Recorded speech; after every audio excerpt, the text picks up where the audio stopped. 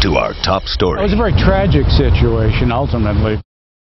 87-year-old woman is dead after threatening to shoot a man working on property near her house in Boring. Hours later, she died after getting tased by a Clackamas County Sheriff's deputy. KT's Joe Ranieri has more on how all of this unfolded. Joe, the man who was being threatened talked to the woman just hours before this happened. Exactly, Deb. You know, he was working on putting in a water line not far from 87-year-old Phyllis Owens' house, and everything was fine. What still is a mystery is why she stormed out of her house with a gun.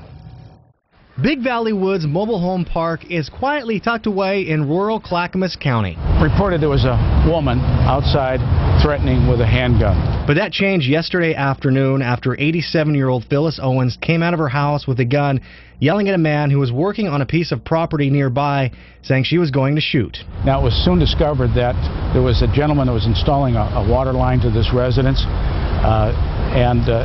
Earlier, when he contacted her, everything was fine. But about 2 o'clock, hours later, she came out threatening with a handgun. We don't know what made her upset, but when 2 Clackamas County Sheriff deputies arrived, they tried to get the gun away from her. The deputy gave her commands and pleaded with her to put the weapon down. After a period of time, she did so. She just rested it on the railing. But moments later, we're told Owens went to grab for the gun again.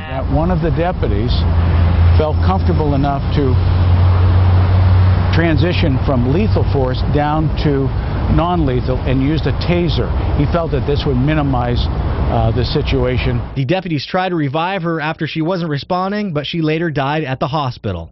I talked with the manager of the park who told me off camera that everyone in the park is very sad about this. She told me she was an elderly woman who was ill mentally, and the authorities did exactly what they had to do.